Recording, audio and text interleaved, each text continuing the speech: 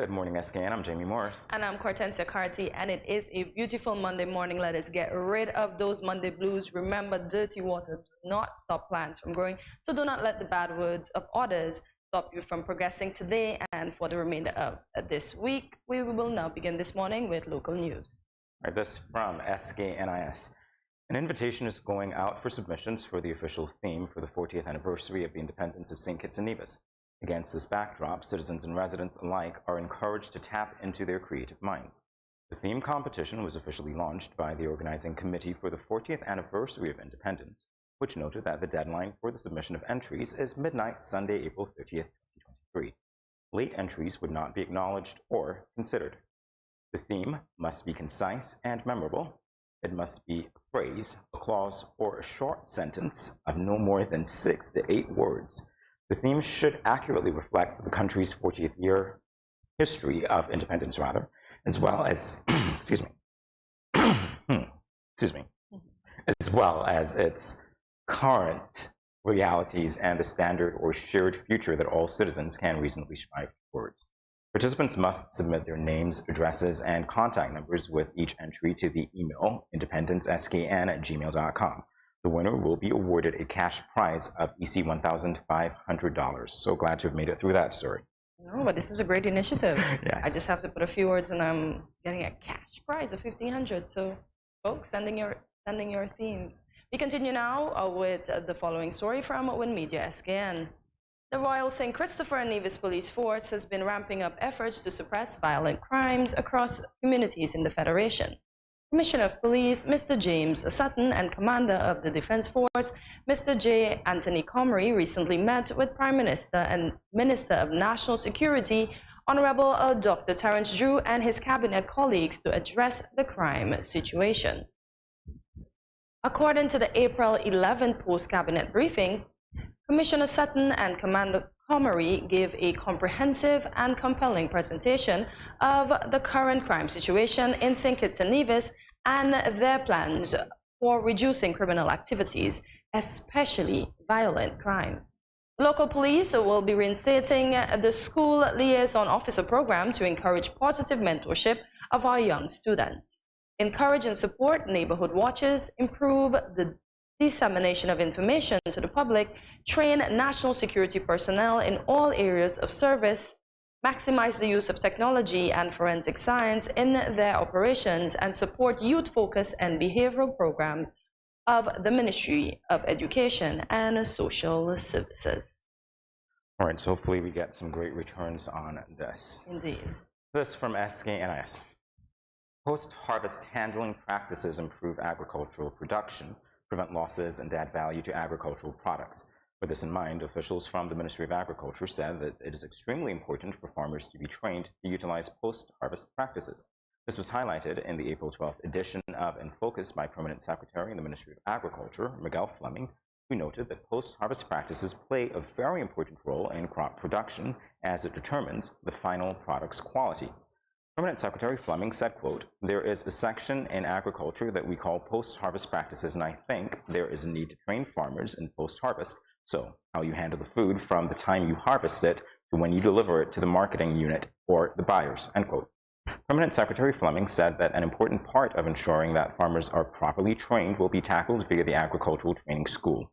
The implementation of the school was announced by the Minister of Agriculture, the Honorable Samal Duggins, during the Prime Minister's press conference with Cabinet Ministers on Thursday, March 30th, 2023. And now for our weather forecast. It will be mostly sunny with a high of 83 and a low of 74 degrees Fahrenheit. It's currently 79 degrees Fahrenheit.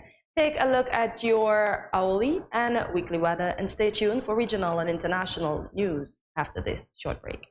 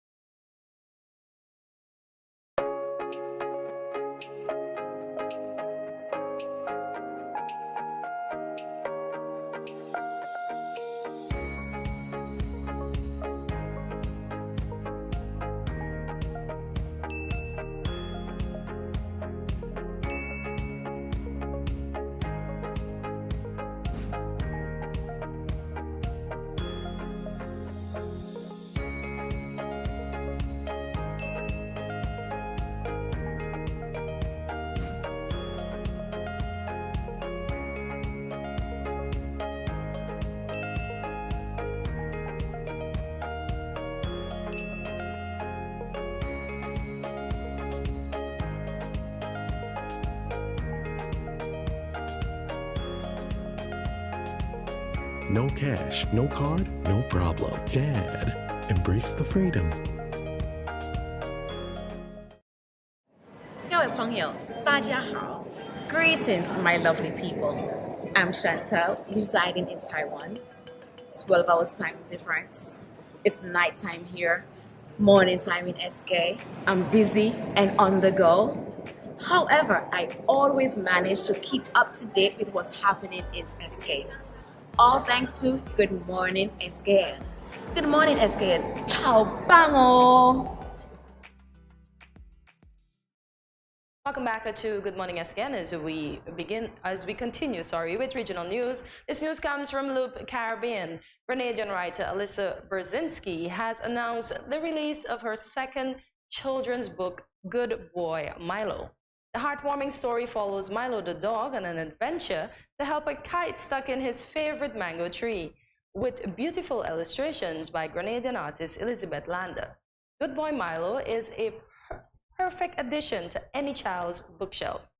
In Good Boy Milo, children will follow Milo as he takes on the challenge of getting the kite back to the sky with its friends. Milo's determination and perseverance will inspire children to never give up, even when things get tough. The book is not only a fun and engaging read, but it also teaches important life lessons about problem solving, determination, and friendship.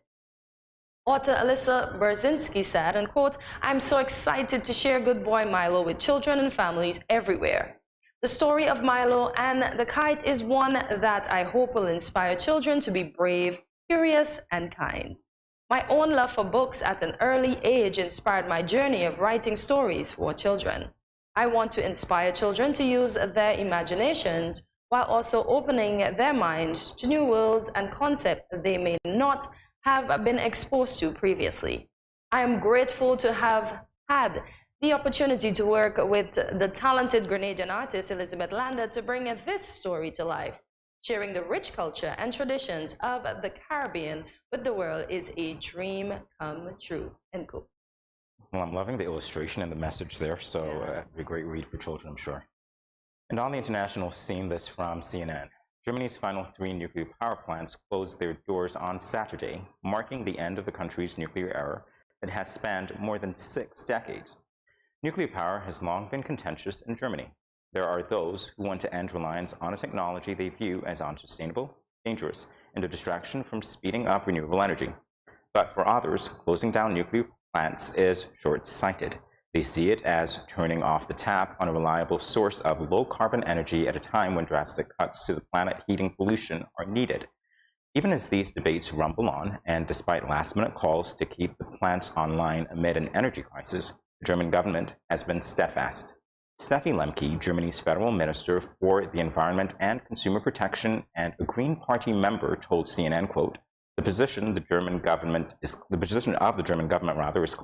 Nuclear power is not green, nor is it sustainable. We are embarking on a new era of energy production," end quote. New era of energy production, indeed. Yeah. Well, there you have it for the latest for today. We'll be back in a moment with more GMSKN. See you on the other side.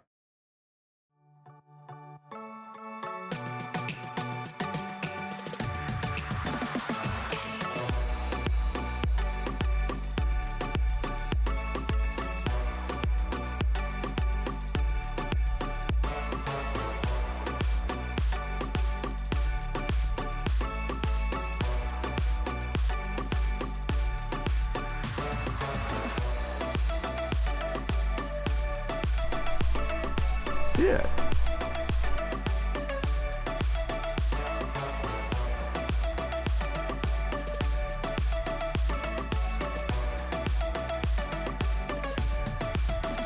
An exotic experience.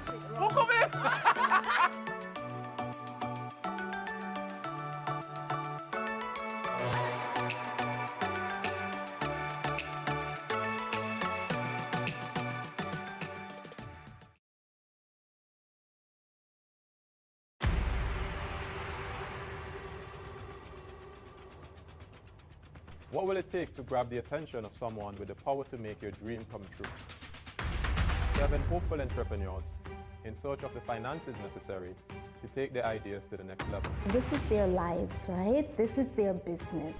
4 savvy business owners ready to make a pragmatic investment. You can't help people if you can't help yourself. First, you make the dollar and you give the dollar. Why you take your business offline? I really feel that you need to do a little bit more research. Very knowledgeable. Super knowledgeable. You have a great idea and a great concept. I think you'd be snapped up by Disney. If you have a job someplace, it means that if something is not working, you can walk away. Who will invest? Let's do this. Let's do this. Thank you. And who will be sent home with nothing? I am your host, Kevin Hope.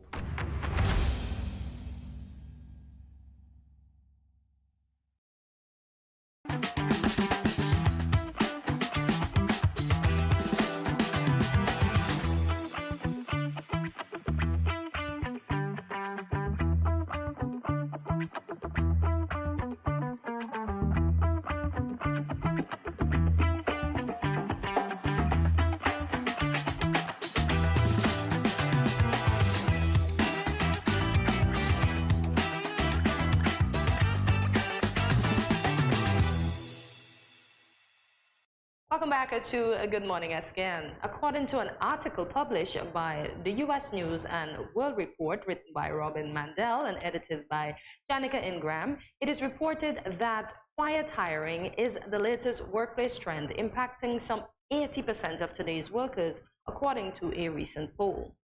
Quiet hiring happens when an employee takes on a new role and responsibilities within the same company, either temporarily or permanently due to a need. So we are aware of what quiet hiring is. Yes, definition notably established. Yep. So due to a need.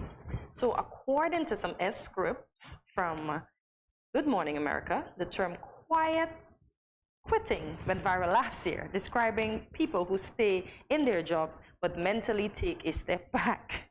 For example, working the bare minimum and not making their job the center of their lives. Now in 2023, there is a new workplace trend on the horizon called quiet hiring. So it's the opposite of quietly quitting.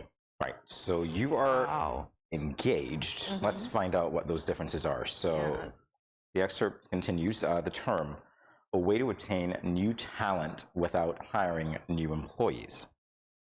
New talent. Let's take that again so that we understand it. A way to obtain new talent without hiring new employees was declared one of the 9 workplace trends of the year by Gartner, a technological research and consulting firm. So you are, in essence, refocusing your business through the tasks that your employees, your existing employees, are required to perform, be it temporarily or permanently by need. Oh. Wow. Okay. And that's a contrast to, I suppose, explicit hiring. Okay. No need to advertise. As we continue, quiet hiring is a strategy companies are using to fill in holes without hiring new full-time employees, according to Emily Rose McRae, Senior Director of Research at Gartner. Oh. Right, because there are holes, right? So there might be a need, and there is no external employer, no external person to fill that need, but or there might be. Or they do not want to look for an external person because they cannot afford the external person at that time. Right. So it's a way to, maybe they're looking at it to build morale in their employees to say, okay, you're being promoted, but the daunting thing that is behind is my pay being increased. And that's the thing, because I imagine that we're going to get to it sooner than later, but in terms of repurposing or refocusing the business and the employee's attention, that's why I say temporary is important, temporarily, right, that period of time, because it just means that you might be focusing on new goals for the time being, and that ought not to translate into additional responsibilities in conjunction with the ones that the staff was required to perform before. It should not. It should not, and that's the kicker. But as we continue on, all right. So again, the excerpt with quiet hiring, we're talking about an organization strategically at a leadership level, rather, looking at the talent they have across the organization and where the critical gaps are in finding ways to fill those. She said it's trying to acquire new skills and capabilities without acquiring new people. Yep. Really? Well, that's exactly what you said. Yep. So, exactly how does that work? Well, you listed one of those reasons, right? Yeah. Why this happens. The current economic uncertainty is one reason why quiet hiring is a current trend, because you really might not be able to afford new people. And companies may be more likely to slow down hiring because of it. Yeah, but to me, with economic uncertainty, sometimes you force people to do stuff. And because I know I need the job, I'm going to stay in the job. Although I may be learning some new skills, but what if I'm not interested and I'm forced to? Then you're basically holding my hands behind my back and saying, okay, I could let you go, but you see, I'm keeping you. So work with me. I wonder how much of that we saw during COVID. I don't know, because we didn't do any polls here, but I'm wondering now, because we know that companies actually downsized, or perhaps they weren't even hiring anybody per se, and people were grateful to be hanging on to jobs, and so they might have performed tasks that they did not originally plan to. And as you say, it's a question of... still performing those tasks, though. Well, that's the question, and on what pay scale. That's, okay. So here are some questions that we have for you guys and ourselves as well. Does quiet hiring help employees, or is it actually a career killer? Well, according to the Monster poll, it isn't black and white, so I'll go over that. Does it actually help employees, or does it actually kill their careers? There's no hard and fast rule that says it does one or the other. So the poll results are these. 63% of quietly hired employees see it as an opportunity to try out a new role and gain new skills. So that's 6 out of 10 people, basically. While 27% said they would consider quitting if quietly hired, and 4% said they would quit immediately. I guess those 4 have somewhere to go. The others well, I would say the 27% is straddling the fence because they don't know. Well, that's the thing, because it's like, to what degree do you give your boss or your employee the leverage to modify your skills, or the skills that you're going to be performing for a job that you had? That's one thing. And the other thing is it going to be welcome? Does that boss communicate those things clearly in a way that everybody understands? So if I have to do this so that I keep my job, is that clearly understood? Do I get where the company is going with the new assignment of those skills? You're right. I skipped over the 63%. The 63% of quietly hired employees say it's an opportunity to try out a new role and gain new skill. But new skill at the behest of you learning it yourself, or are you being taught in the process? And that's important. I guess that's where company strategy comes in, because you might actually have, well, it says learning new skills. So obviously you don't have the skills. That's the thing. For 63% of these people, it's not like you have the skill to perform the task. So you're going to have to be learning either on the fly or, I don't know, spending your own money to learn to keep the job. I don't know, Kurtensi. Wow. Okay, another 19% of workers, once again, these points came from the U.S. News and World Report. 19% of workers said they are open to taking on a new role only if it is temporary. So only if it's temporary, I'm going to do it. And 15% would consider leaving, but do not do so since their hands are tied, according to Monster poll. See? Yeah, some people's hands are tied, definitely so. Can't leave your job right now because you have obligations. Let's unpack this again. So 90% of workers said they were open to taking on a new role only if it's temporary. Define temporary. Well, maybe 3 months? Because it might be subjective. It might be said that it's temporary. And then it just goes on. And then it goes on, and it might be influenced by external factors. The business might need to adapt to changing circumstances. But are you okay as an employee to adapt along with it? I think most people will be motivated to adapt once money comes into play. And I was still trying to wrap my mind around, why is money so important? Because the more money we get, the more we spend it on other things we don't need. But I guess that's the motivation that drives most persons, because we go to college to get an education, to get a degree, to basically make a lump sum of money. So money is just the driving factor force behind every single thing. I'll tell you this much, in answer to your question. Inflation. Yeah. Cost of living. You have to be able to adjust if your salaries are not commensurate with. Jamie, we have adjusted whether or not the salaries. I do not understand how we do it, human beings. We are the most adaptable and adjustable beings on the planet. But how do we do it? Imagine cost of living is so high and we still have the same salary and we manage to live. Some of us buy the same thing at the behest of not having something else, or buy the same thing at the behest of, I don't know, just not having the money when you're done buying that thing. And here we go. So with all of those considerations, we continue with the reports. Yeah. It can prevent, so quiet hiring can actually prevent layoffs as current employees can fill positions available. But then you're basically telling me, look here, you have a job. So just do the job, no man. I don't have to pay you right now. But that, and two, if I'm quietly hired, Jamie, and I'm not, money isn't the talk right away. Let's see.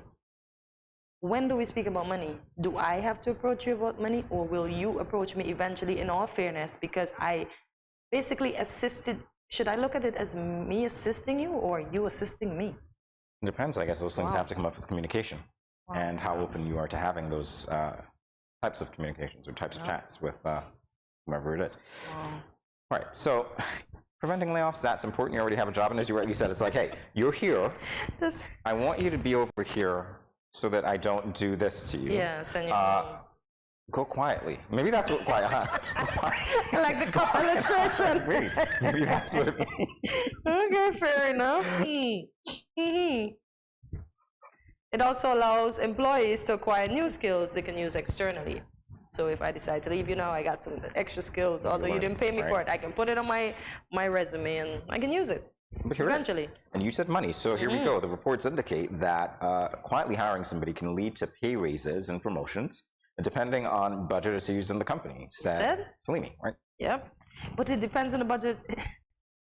Again, a lot of things inform that. So during COVID, most of the employees around the world, including the US, could have said, listen, assist me now and I'll pay you when things get better. But some people I know would have assisted and they still have not get paid just yet. So I don't know. So quietly hired employees can be viewed as an asset to the company. Jamie, your frog is across the table. I was going to say, it's contagious. And paying them what they deserve ensures that you do not lose your top talent. So yeah, you have to pay people what they deserve. Money is the driving factor amongst any human being. I guess in relationships as well, professional or otherwise. Ooh,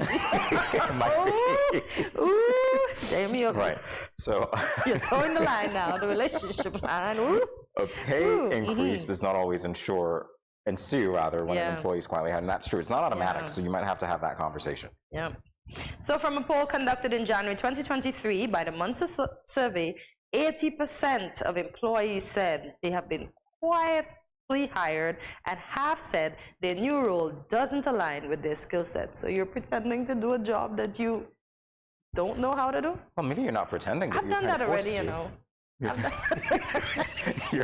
You're kind of forced to. Yep.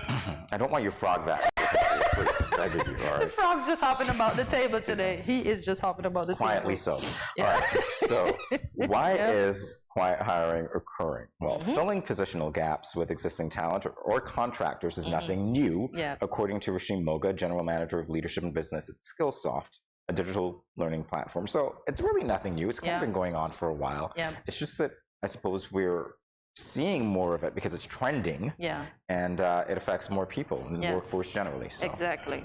So bosses, if you're going to quietly hire, please, when you can, pay the workers what they're due. We know money is the driving force behind most persons' work being produced. So Junie normally plays something on Freedom that said, pay me, Mr. Boss Man. So pay the employees what they are due, and maybe quiet hiring can work effectively, right? Perhaps. Yeah. All right, with that said, we'll take a break and we'll be right back after.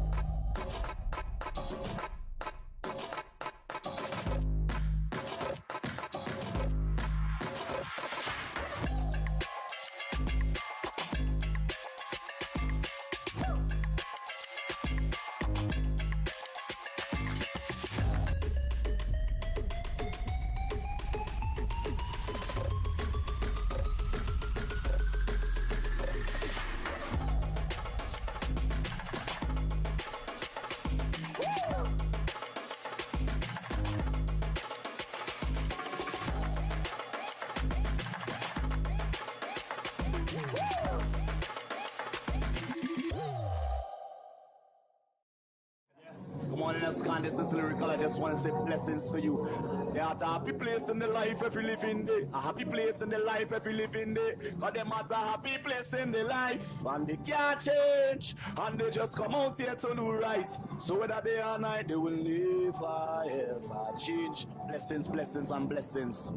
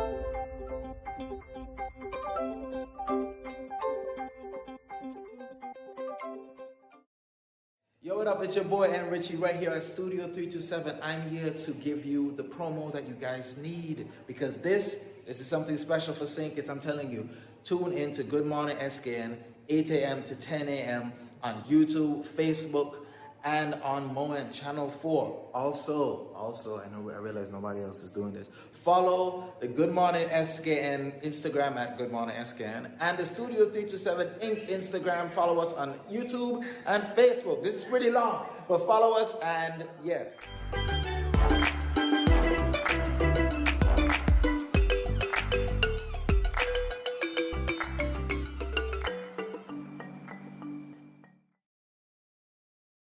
Good morning, SKN. Wagwan. Yo, it's Bensley Lad coming to you live from Jamaica. You see it, go already. See me, I say Caribbean people stand up and I love this. This show is very important. You understand me? Yeah, man. Studio 327. Bensley Lad, it's a big up. See me, I say. I'm the whole innocent crew. Yeah, man. More love.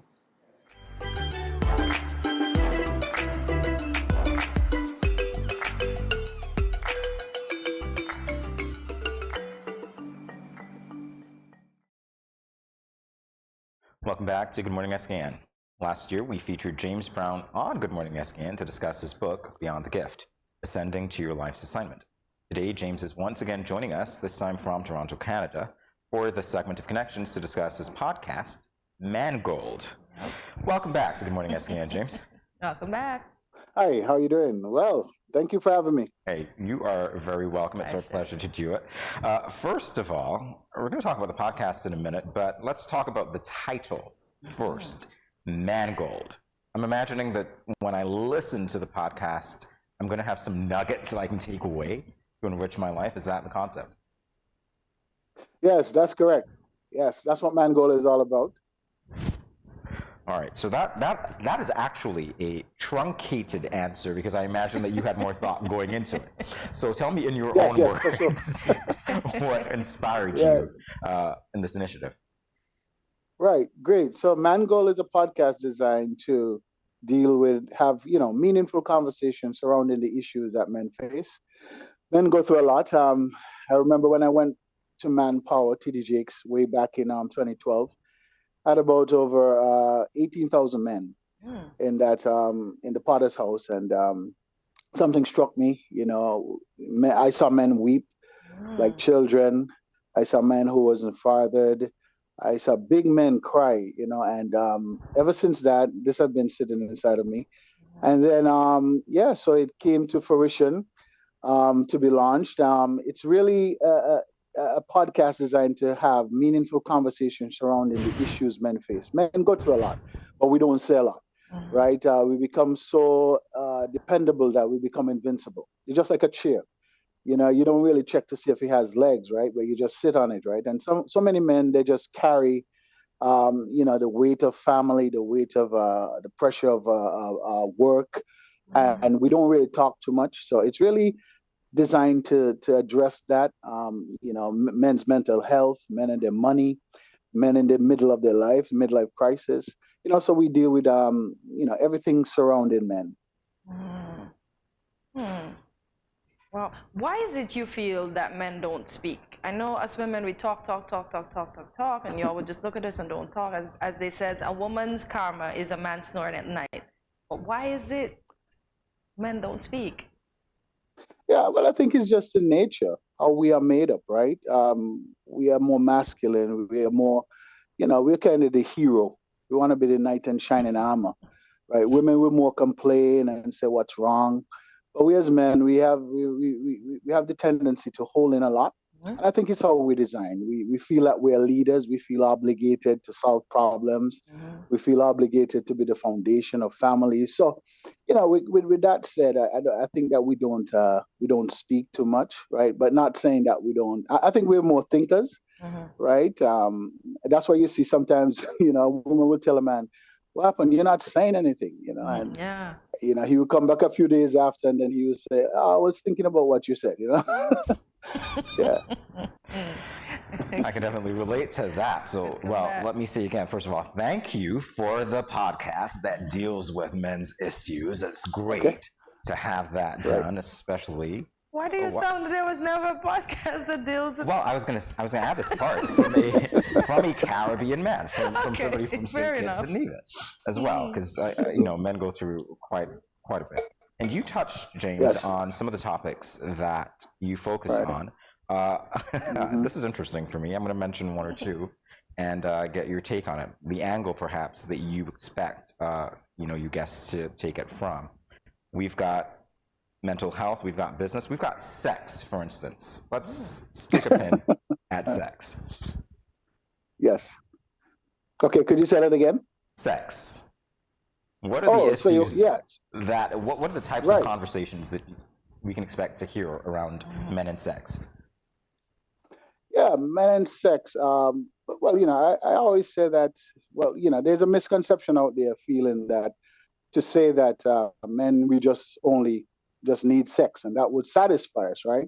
But I have a new concept that I introduced whereby a man can need sex, but he don't necessarily want sex. Right. And let me just explain that a bit. You need sex because, of course, you have your sexual drives and all that. You need it.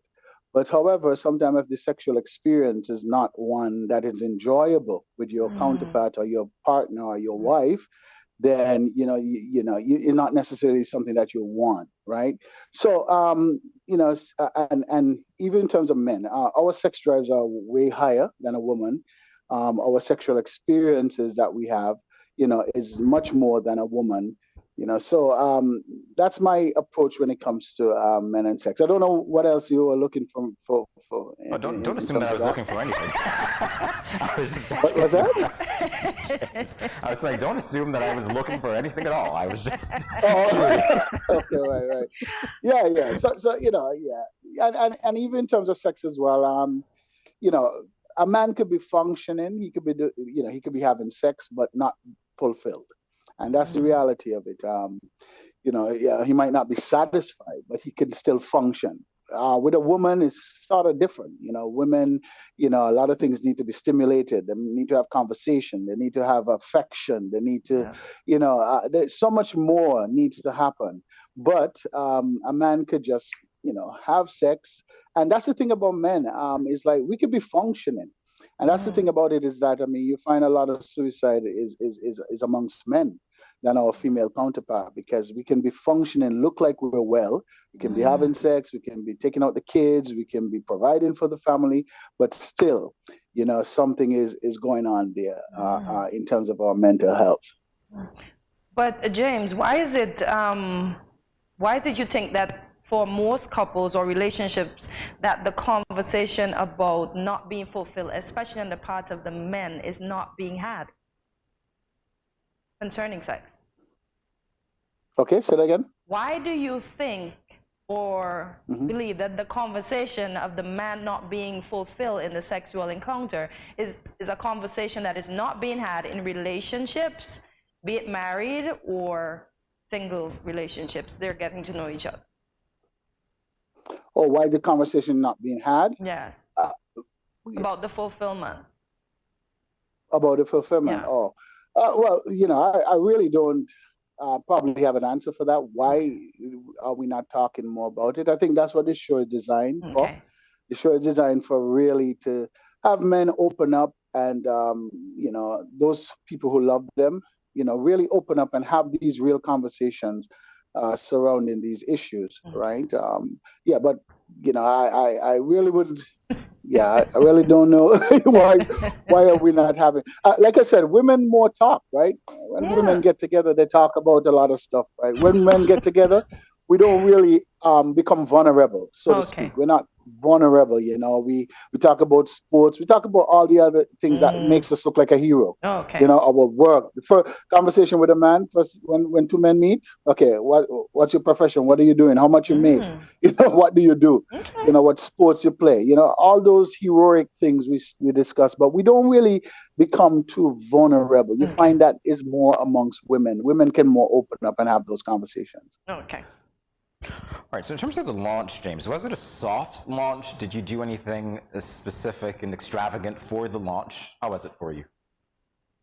No, the launch was just, my wife just kicked me out of the nest. Right? Yes. She said, you got to do it. And, I just want to commend her because she has been the one who have been the driving force behind of this.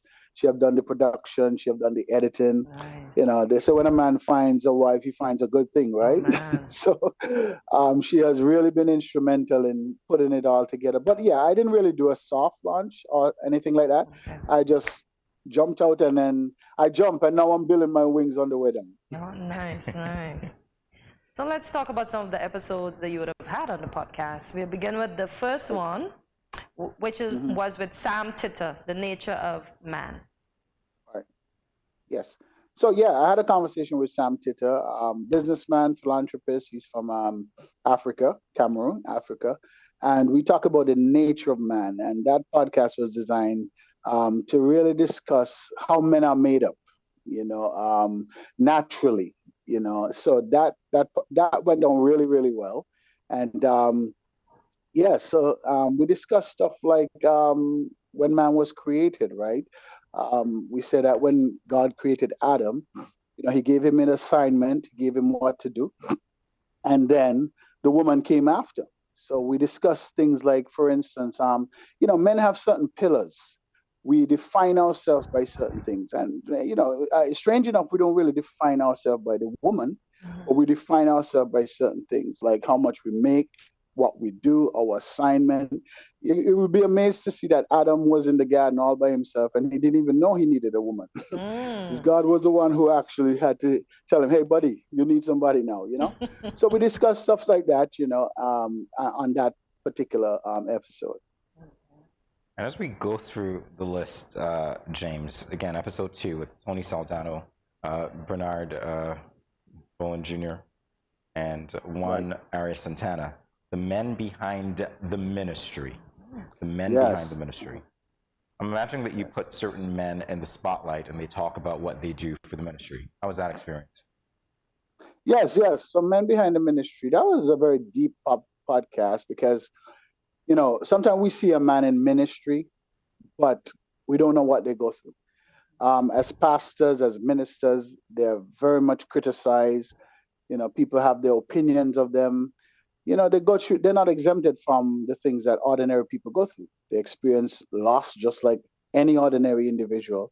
So I was kind of curious to know, how are you handling? How are you handling ministry? I've learned of stories whereby, unfortunately, certain pastors, they were in the pulpit, they look good, and then you hear they commit suicide. Right. So I was very curious to know, okay, what is the man behind the ministry? I mean, pastors is tough. People, people walk in and out of your life. You have trust issues. So I wanted to know, okay, how do you balance that? Because the Bible says love everybody, right? How do you balance trust, and how do you balance family? How do you balance having a family and then still running a ministry? And these are men of God who are, who have very vibrant ministry. They're growing ministry. People are vying for their time, vying for their attention. And some of the things that came out was really, really powerful. You know, a lot of them say that if you're not called to that, don't. It's not like a job, right? If you're not called to it, you really, really need to stay out of that. You got to be called to it because there's certain sort of grace that comes with doing a profession like that. Okay. Wow. Ooh, his needs versus her needs, and that featured your lovely wife, Blondell Brown. Right. What is I know all men might say this, but is it really the major need of all men, respect? Okay, so I'm hearing you say respect. Yeah. Yeah. Okay. Yeah. So one of the needs for a man, other than sex, like your friend there. My lovely co-host. Yes, but one of the needs for man is respect. Okay. Respect. Men read love by when you respect them. Okay. You don't have to send them flowers. You don't have to send them roses. You don't have to hug them. You don't have to kiss them. But how we translate love is when you respect us. We want them. And respect there really means to hold in high regards. Okay. To hold in high regards, and that conversation was very, very powerful because I think one thing came out was that a man, you cannot be ashamed of your man. Okay, and we find sometimes many women, they're ashamed of their man, probably what he does. He might be a mechanic or he might be a mason, and you're kind of ashamed of him. Yeah, but you really have to praise him because we thrive on praise. We thrive on respect. Okay, so that's really fuel to our engine, and that's how we really love. So you find sometimes women, they give what they receive. So a woman might feel, oh, I tell him I love him, and she's mushy and those sort of stuff. But no, we really love when you really respect us, when you hold us in high regard. All right, when you honor us. All right, so very quickly, James, as we said, you seem to speak about various topics. I see a couple of names here for episode 5 that I want to mention because I know these people personally. Episode 5, sipping. Yes, I do. Episode 5, sipping with the singles. I see you have Conte Barron, Michelle Brown, Clytia Manning, Leah Pons, and Yolanda Doman. Right. So Conte and Clytia I know quite well. What can we expect from Sipping with Singles? Yeah, so, well, that podcast it's already passed. We did 2 episodes of that podcast, and that was really designed to look at the issue of singleness. In our world today, sometimes we think that singleness means void of a relationship or you're not married, but singleness is a development. It's a development in our human experience, right? We begin as a single being, and you find sometimes when we are born, we never really get to experience singleness. We never really know ourselves. We know everybody else but ourselves, right?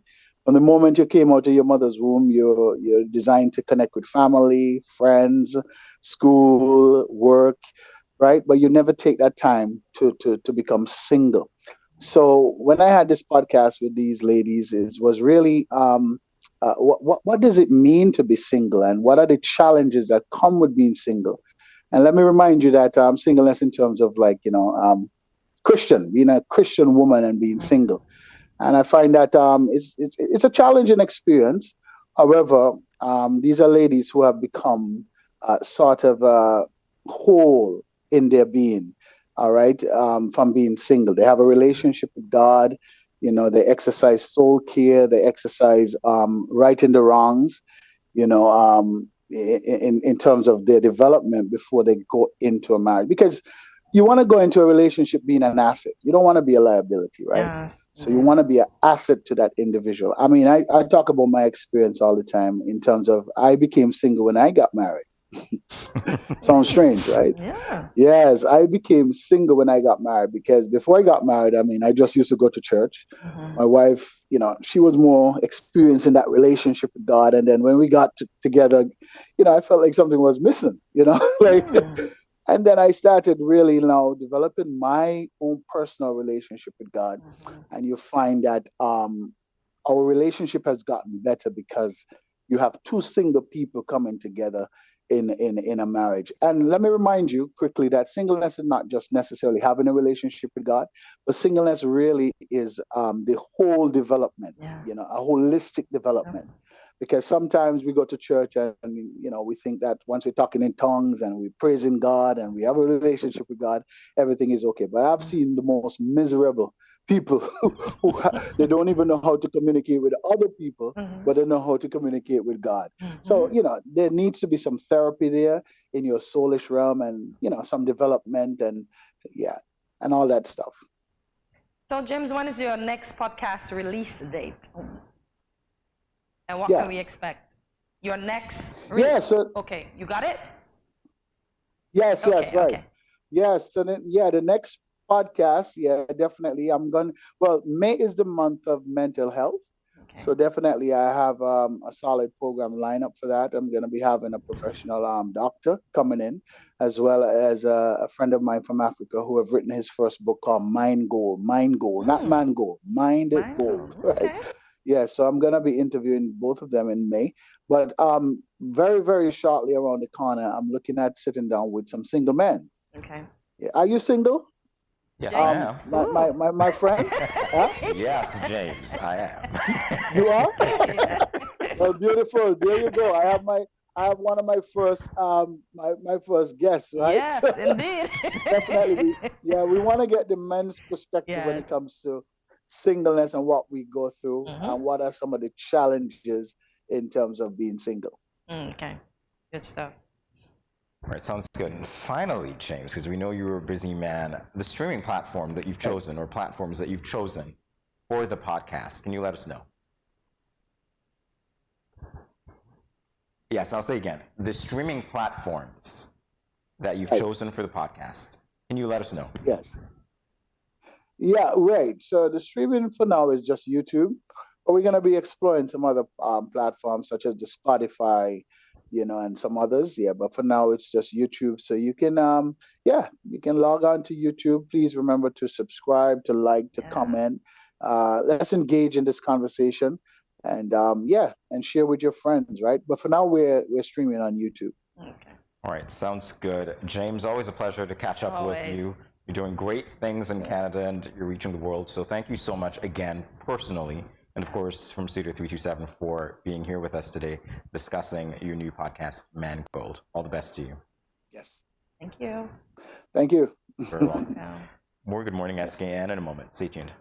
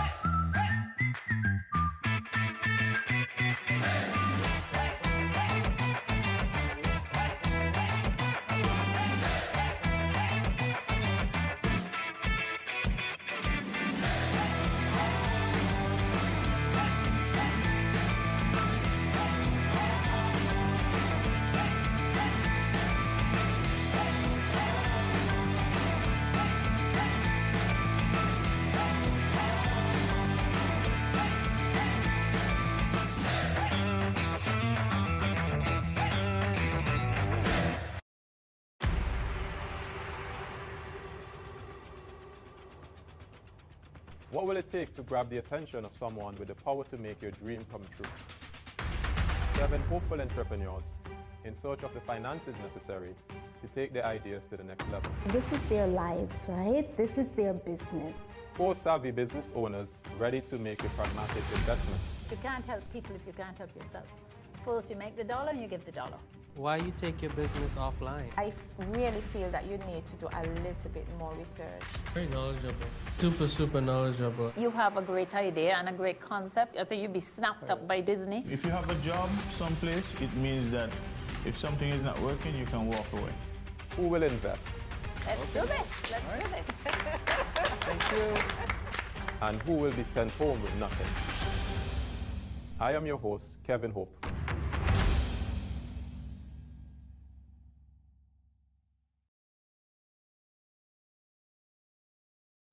Good morning, SKN. This is Lyrical. I just want to say blessings to you. There are a happy place in the life if you live in there. A happy place in the life if you live in there. Cause them at a happy place in the life. And they can't change. And they just come out here to do right. So whether day or night, they will never ever change. Blessings, blessings, and blessings.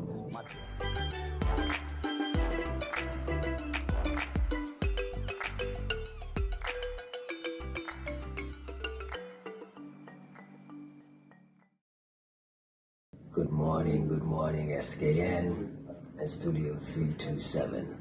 This is Tao Batiste, one of your biggest fans. Just you're doing a lot of things well. Keep on that trajectory. Greatness, greatness, greatness.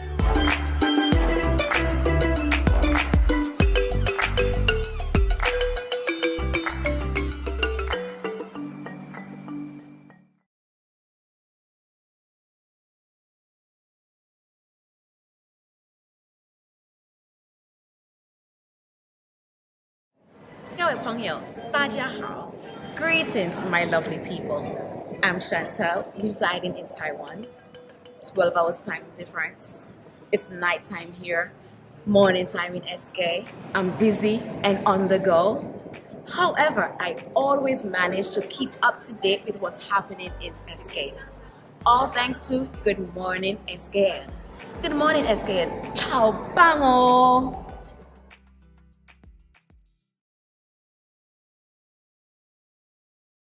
Yo, this is your boy Smiley of the Grandmasters Band and you're watching GMSKN. Hey, wherever you are, whatever you're doing, just make sure you're watching GMSKN. What up?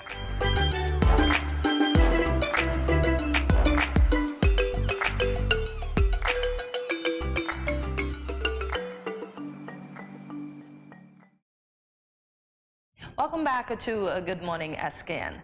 Dr. Ione Liebert-Willett recently retired from the educational sector after serving for over 35 years. Dr. Liebert-Willett is now a consultant and owner of Global Doctor Coach, a business whose main focus is assisting individuals with their professional development. Good morning, Dr. Liebert-Willett, and welcome to Good Morning SKN. Good morning. I'm so happy to be here. Oh, a pleasure. Thank you. A pleasure having you this morning. 35 years. What inspired you to pursue a career in the educational sector? Well, I always loved teaching. And when I went to junior high and then on to high school, I had some teachers who really inspired me. Miss Dolores Ward of blessed memory, Zita Bowie, or very own Gigi, Her Excellency Dame Marcella. And you realize those are all in the English field, so that's where I got my love for English and poetry and literature and all of that. And I really wanted to be like them. Miss Ward especially, the literature and the English. So they were my inspiration, having good teachers. Okay, so which school did you begin your teaching career at, actually? It was the St. Joseph Woman School. Oh, okay. Yes. All right. Ask Hortensia said 35 years. I know that we want to have this interview being polished, but as my former lecturer, I'm going to ask you, did you meet any quote-unquote difficult students? And what did you learn from them? In primary level? At any level. Well, I wouldn't say difficult, but students who maybe needed some love, they needed some attention.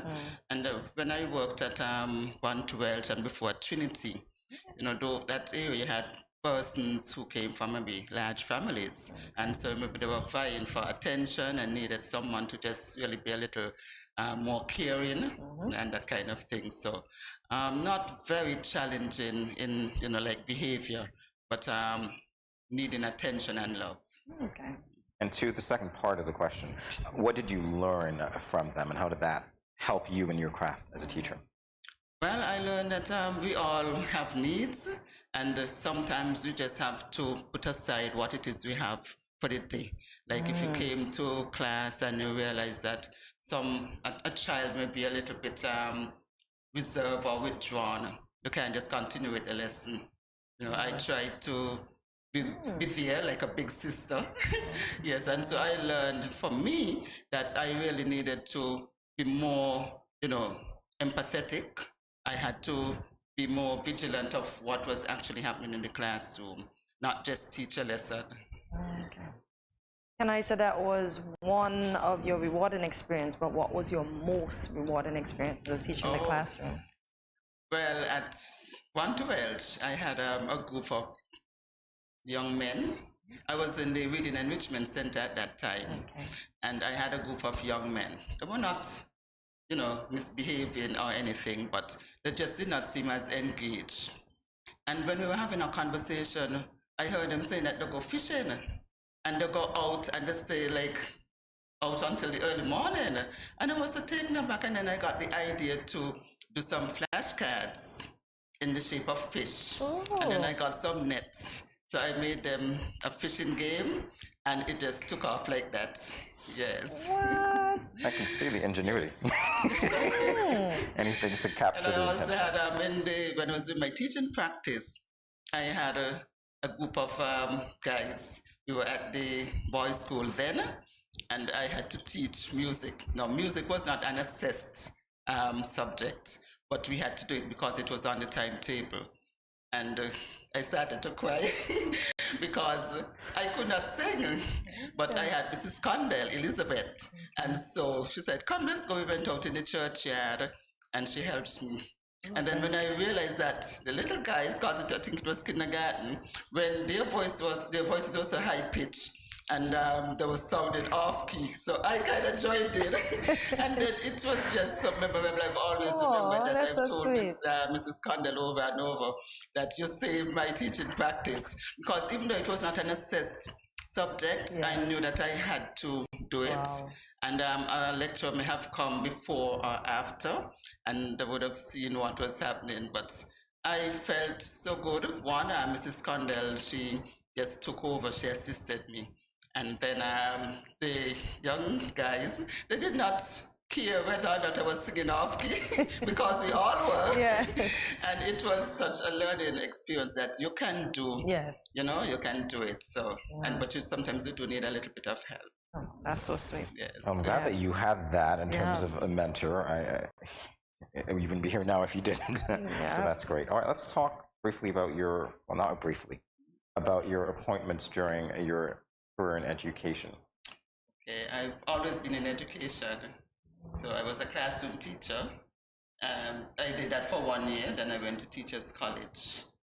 Then after Teachers College, I taught for quite a while, went to university.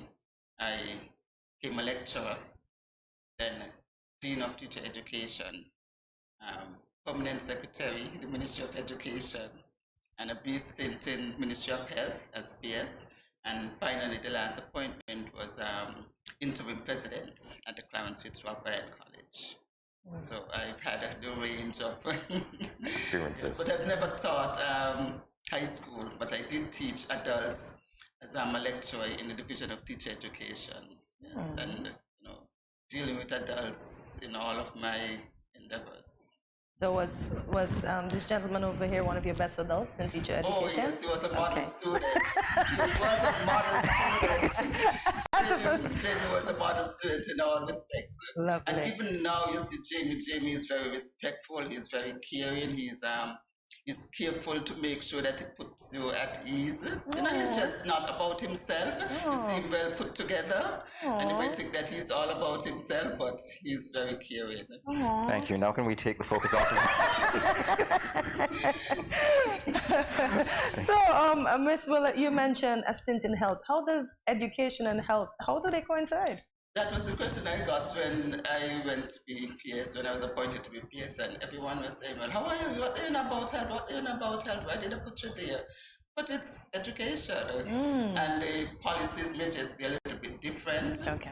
But the principles, the policies, the experiences, the responsibilities are basically the same. And we might have a challenge, but where we have to go and look for the specific policy, but it's basically the same. So I did not have a problem.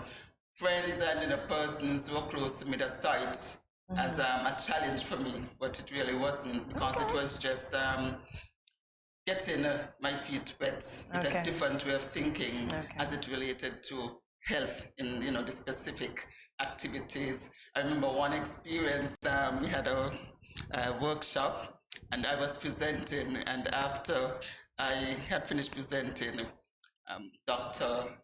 What's his name again?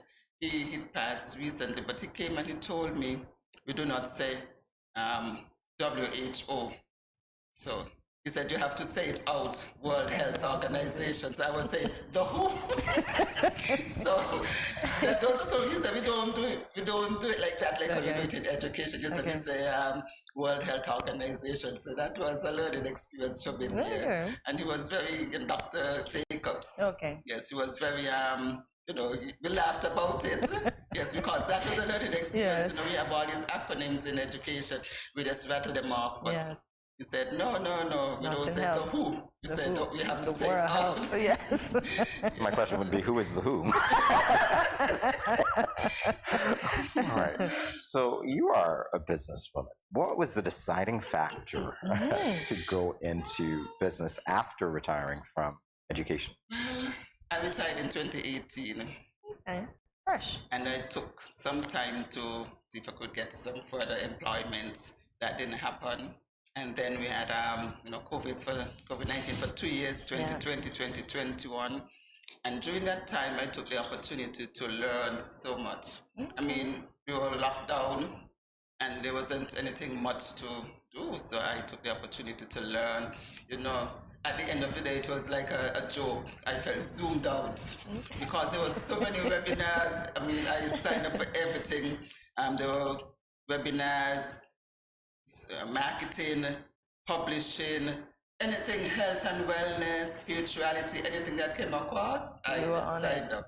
So I got an added education, a new education, if you want to say. So I upscaled, my knowledge and all of that. And when I realized that no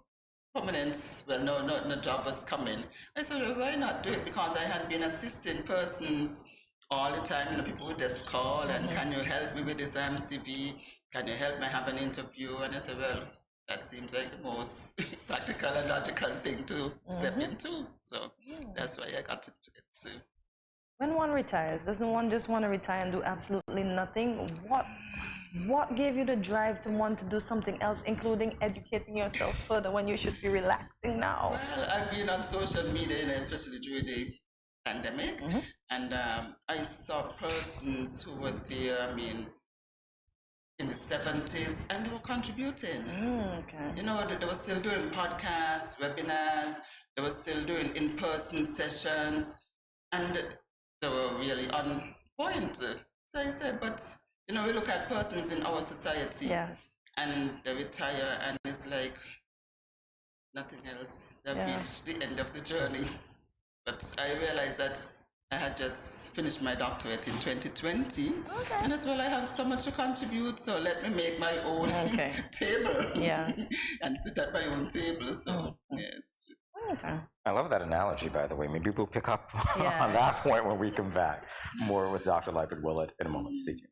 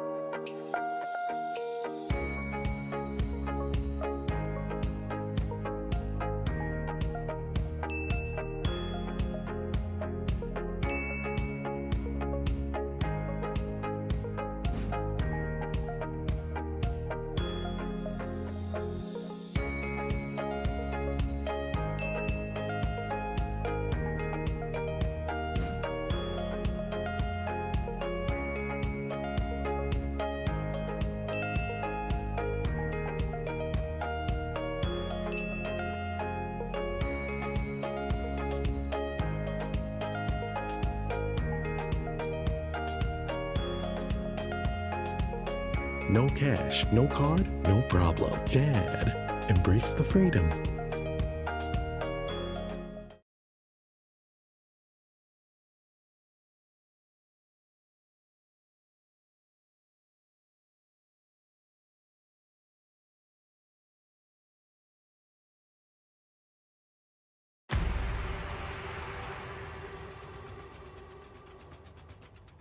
What will it take to grab the attention of someone with the power to make your dream come true? 7 hopeful entrepreneurs in search of the finances necessary to take their ideas to the next level. This is their lives, right? This is their business. 4 savvy business owners ready to make a pragmatic investment. You can't help people if you can't help yourself. First, you make the dollar and you give the dollar. Why you take your business offline? I really feel that you need to do a little bit more research. Very knowledgeable. Super knowledgeable. You have a great idea and a great concept. I think you'd be snapped up by Disney. If you have a job someplace, it means that if something is not working, you can walk away. Who will invest? Let's do this. Let's do this. Thank you. And who will be sent home with nothing? I am your host, Kevin Hope.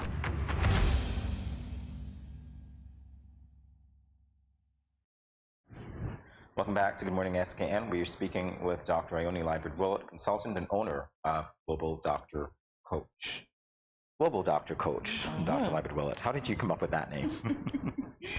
Well, Jim, you know that I'm a believer, and the name came to me when I was in my kitchen.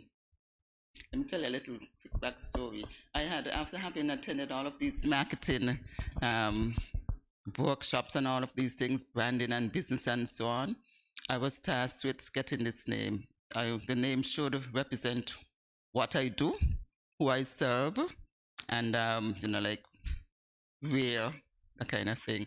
So like who you serve, what you do, and who you are. So I said, well, I had so many names. I had a sheet of paper and I was writing down all these names and they just were not clicking. And then one day I was in my kitchen, I was washing dishes and the Holy Spirit just said, Global Doctor Coach. I said, wow, that's global. I want to serve everyone in the world. Well, you have to fine tune, but those persons who have need of my service.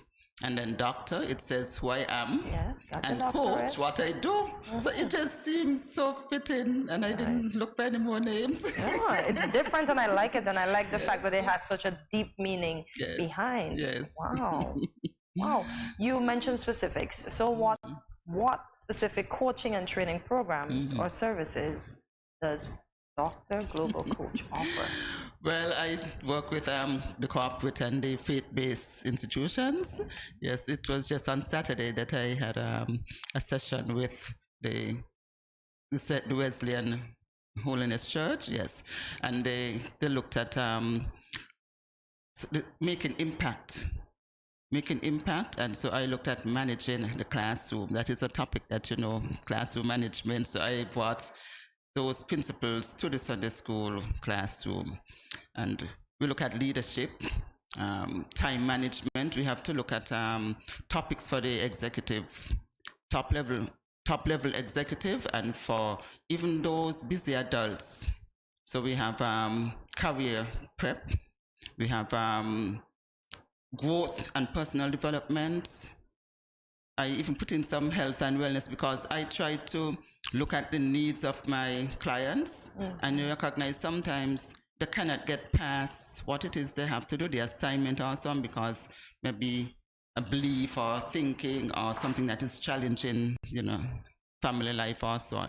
So that is outside of the session, but I gave that kind of attention. So we do all kind of leadership. My thing is personal professional development. I especially love continuous learning. It was just last week, recently I had this power breakfast by the Chamber of Industry and Commerce.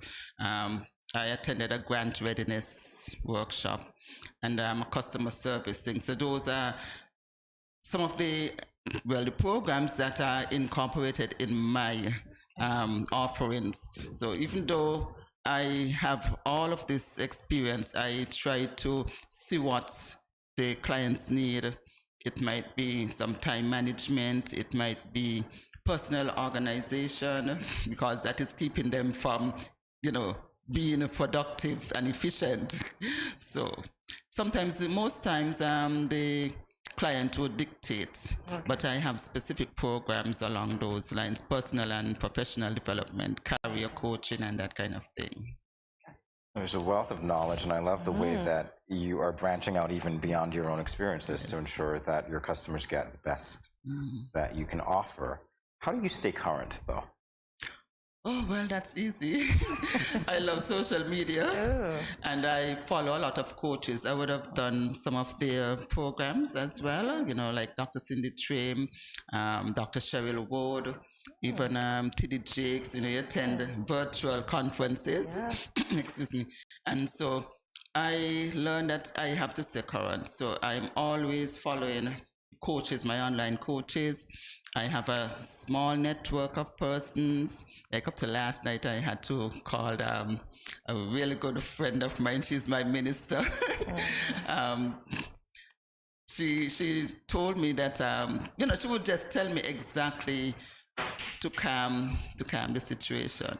And I take care of I am into healthcare, so not professionally, just for myself.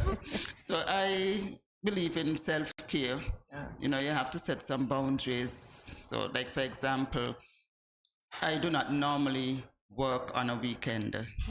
Because for Saturday I have to prepare for Sunday. I'm a believer, so I have to get all my devotions that I did not get done during the week. I have to catch up and that kind of thing. So, but I have a small network of persons. I attend the Rivers of Living Water Christian Center, and Apostle Dr. Debbie Isaac. She's a very big support. You have to have that network. Yes. So I have a network. Sometimes it's hard to say no. So, you really have to be able to say not now, and stick to your boundaries. And you have to take care of yourself. Because you can get so busy running around, and even now with the weather, you can get dehydrated. So you have to remember to drink and stay hydrated. So something as simple as staying hydrated, taking care of yourself. How do you stay motivated when you're faced with challenges and setbacks in your current business? Well, I can send an email to some of my coaches. I can make a call, like last night. I make a call, and I remember the successes that I would have had. I think it was about 2 weeks ago. I received a WhatsApp message, and a past client, he just sent me the picture in his graduation gown and his degree and everything. So that brought a really big smile and warmed my heart. And another client recently, she sent me a WhatsApp message. I got 30 and 35 for my assignment. And another one would have said, I got an A for his project management, thing. So I think about why I would have started this, and why I would have started my business. So my why, the purpose for doing this, I think about the successes that, my clients would have. And I just want to stay, I just want to stay relevant in helping persons. So I really work on myself as well. I continue to work on myself. Good stuff. I like that you're looking back at the past to give you motivation as well, because when you can identify people in whose lives you've made an impact, then that is really motivating, I see. Well, you have a lot of people. Indeed. What sets your coaching and training programs apart from others, Dr. Lighted What do you think it is? Well, I would like to think that it's because I take a personal interest in them. I usually have like a pre-meeting, and I hear what they do not say. And then the Holy Spirit sometimes guide me as to what really, what I should do and how I should do it. So that personalized, care. I also look at the individuals and see how I can enrich what it is they're doing. So it's a job. I'm working, but at the same time, I love to think that I'm enriching people's lives and making a difference in their lives. How do you find your clients? Well, that's easy. Most of it has been through my social media. Okay. People reach out and word of mouth. Yeah. Okay. People would call and say, I heard this, you work with this person or whatever. Yes. So the references are important, Yeah. which is why the quality of your work is also important, Yeah. because it brings more work. What advice would you give generally to someone who's considering any sort of life change or even transitioning to coaching or a business similar to yours, or just life in general? Well, I think they would have to decide what it is they really want to do. Because for me, there was so many things running around in my head that I wanted to do. But I sat down, I had a plan. I decided what it is I want to do, why I wanted to do it, who I would want to serve. I thought about getting a business plan, because you had to go on. I went online, I saw how it was done. I recalled from my Zoom meetings and so on. I reached out to a few persons. I tapped into my network, you know. So you may even have to do some upscaling or upgrading of your skills and experiences, because if you want to be a coach, you might have to get certified. A trainer, definitely. So experience is great, but you really would like to get certified. So you can do that. You know, there's so many courses and programs on social media. LinkedIn is a good place to get. Even on Instagram, you can go and find. Facebook has some. You on Instagram? Yes. I'm not even on Instagram. Look at me. Look at TikTok. me. Shameful me. I'm not even on TikTok. TikTok, you know, TikTok is such a great platform for learning. When I was doing a training for interviews, sometime there, I went and said, let me see some of the questions and so on. Wow. And you'd be surprised, they have so many influencers. Wow. And the more mature and experienced persons now are taking over TikTok. Nice. Once ago, TikTok was just for the young people, very young. Because I'm not on TikTok. I feel but bad today. But that's how you would use it. I feel because, bad today. You learn so much. I use it a lot. And, you know, like, as you asked earlier, when I have a challenging moment, I just take a breather. And you can find spirituality, you can find gardening, you can find cooking, learn how to do a sandwich differently. I heard someone talking about a tuna melt. I said, a tuna melt? And even though I didn't want to be eating any bread and all of that, it really was sounding so exciting, you know? Okay. But you can learn so much, yes, from TikTok. So how was that tuna melt, Amy, before you continue? I haven't actually done it as yet. I figured that. I haven't actually done it as yet. I don't know. Okay. I figured that. But it's good. Okay. And you can find it. So if you go on TikTok and put in tuna melt. You see, I have to sign up for TikTok now and Instagram because Dr. Lyman Willett is on there. I'm not. They are the most senior persons that take it over, to be honest. Nice. When you go, you cannot believe. Because they have a lot to offer. They do have a lot to offer. And so it's not about the age. Okay. Yes. Not at all. Yes. Not at all. Well, on that point, something that you said earlier brought that to my mind when you say it's not about the age. The fact that you worked for 35 years, you retired, you over 35 years. Yes, because you're still working, right? Oh, you don't want 35 is fine. We'll leave it at that. So you have all of that professional experience and to retire, but then to begin again, to be a lifelong learner, to define what a lot of people think is ageism, the way that things should be. Do you see yourself as an example, or do you take comfort in looking at other people who perhaps could have been examples to you? Well, you know, Jamie, when I talk to people, and some of them saying, I can't be bothered. I said, but look at the President of the United States. He is contributing. Look at the former one, you know, just before. And they're making a difference. Look at Les Brown. Les Brown is still doing conferences. You know, and there's so many other persons of that age, you know, that senior, mature age, and they're making significant contributions still. And I don't think, you know, you should just sit back and say, oh, I've reached 55, or I'm approaching 60. That's not it. Not in this day and age. You have so much. I think after COVID-19, it has changed my whole mindset about a lot of things. Right. Yes, it has really changed my mindset. So, and I think that is how we should be thinking, and seeing what we can learn, how we can do things better, how we can be more efficient. And sometimes I feel as though there are no rules, because COVID-19 has really made such an impact on our lives. Sure has. It sure has.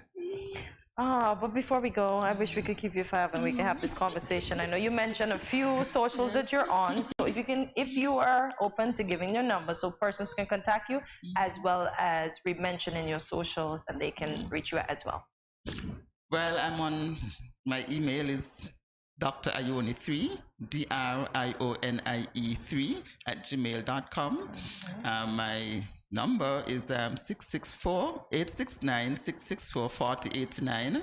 It's actually, it should be my business phone, but I did not put it to be my business, officially. Yes.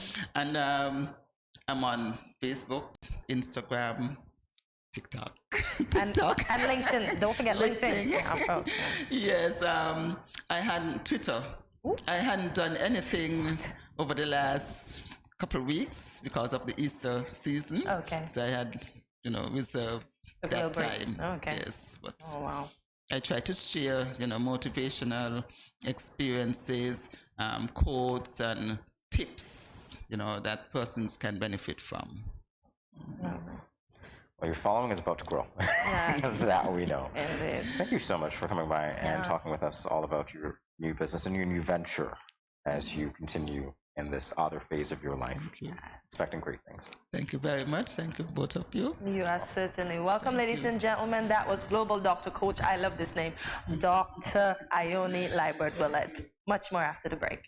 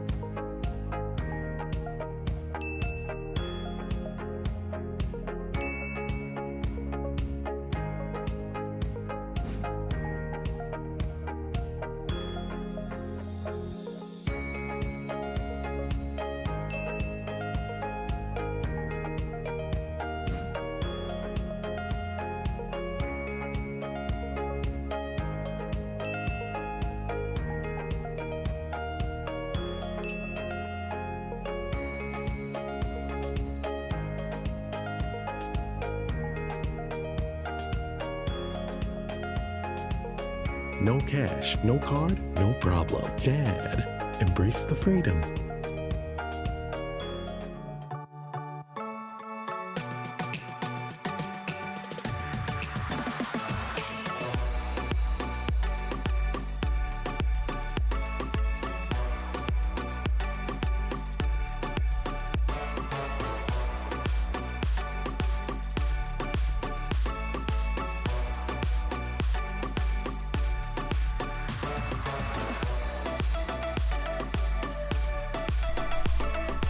Yeah.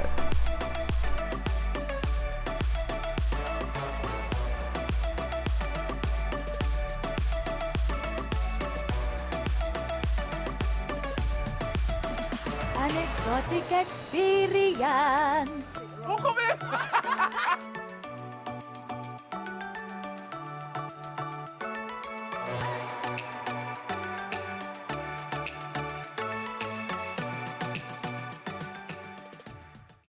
Yo, what up? It's your boy and Richie right here at Studio 327. I'm here to give you the promo that you guys need because this is something special for St. Kitts. I'm telling you, tune in to Good Morning SKN, 8 a.m. to 10 a.m. on YouTube, Facebook, and on Moment Channel 4. Also, I realize nobody else is doing this. Follow the Good Morning SKN Instagram at Good Morning SKN and the Studio 327 Inc. Instagram. Follow us on YouTube and Facebook. This is pretty long, but follow us and yeah.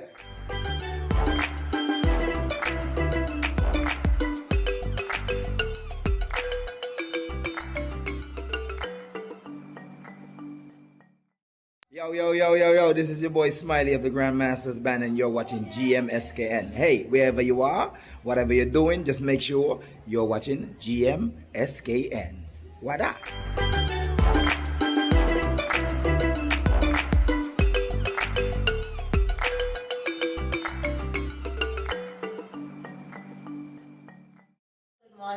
Good morning. This is Karen of Paris and support from Paris Lamont. I want to encourage y'all to sign on to Good Morning SKN every morning from 8 to 10 at Studio 327. Thanks.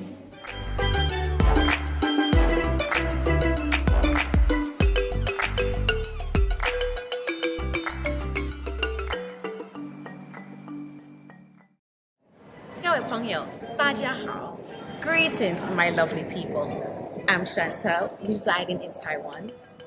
12 hours time difference. It's nighttime here, morning time in SK. I'm busy and on the go. However, I always manage to keep up to date with what's happening in SK. All thanks to Good Morning SKN. Good morning SKN. Ciao, bango!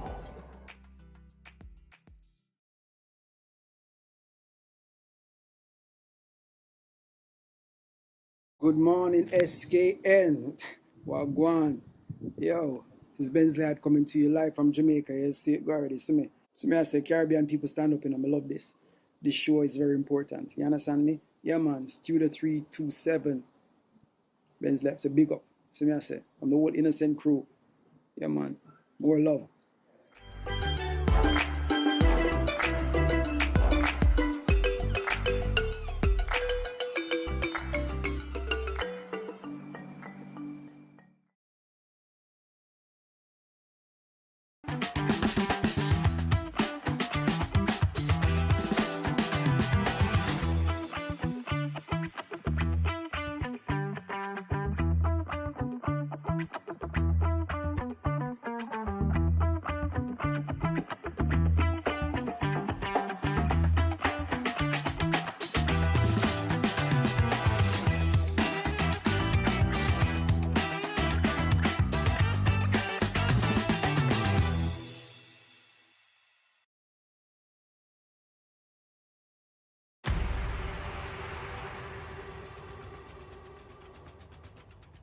What will it take to grab the attention of someone with the power to make your dream come true? 7 hopeful entrepreneurs in search of the finances necessary to take their ideas to the next level. This is their lives, right? This is their business. 4 savvy business owners ready to make a pragmatic investment. You can't help people if you can't help yourself. First you make the dollar and you give the dollar. Why you take your business offline? I really feel that you need to do a little bit more research. Very knowledgeable. Super knowledgeable. You have a great idea and a great concept. I think you'd be snapped up by Disney. If you have a job someplace, it means that if something is not working, you can walk away. Who will invest? Let's do this. Let's do this. Thank you. And who will be sent home with nothing? I am your host, Kevin Hope.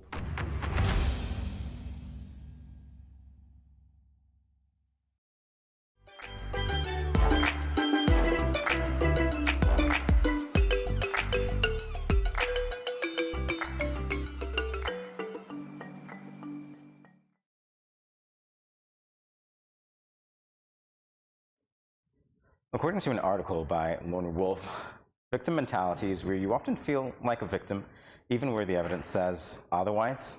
So today for Loosen Up, we are going to be talking about this type of mentality. We'll start with how it develops. Might develop as a coping mechanism in response to the trauma of physical, sexual, or psychological abuse. Or it might even be learned when observing and applying the behaviors of people with a victim mentality. So let's stay there for now for tendency and let's talk about it, because I know that when we think of the two terms, well, the two words, victim mentality, the default might be to go to, oh, well, you're just playing a victim. You're not really a victim, without looking beyond what you see to see if there's anything else contributing to that. And so what you see here is that people who might have that mentality, they can acquire it in two ways. It develops either as a response to trauma, as we talked about, or it could be modeling behavior that one observes. Yep, indeed.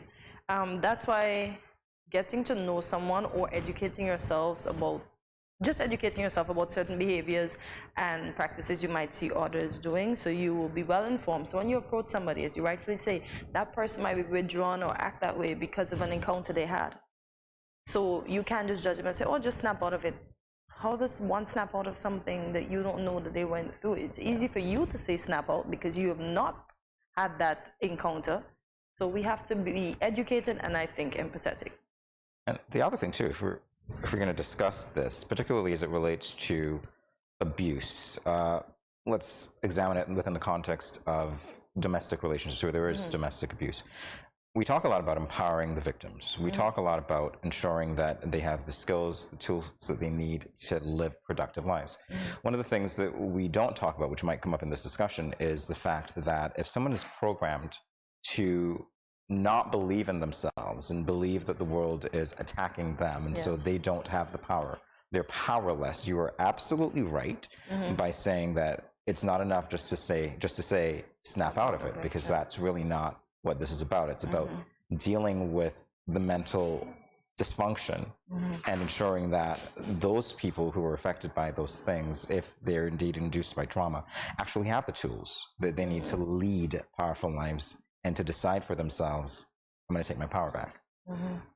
But how do we, for persons who don't know how to get the help that they may need, how does one try to help without being told, I don't need your help?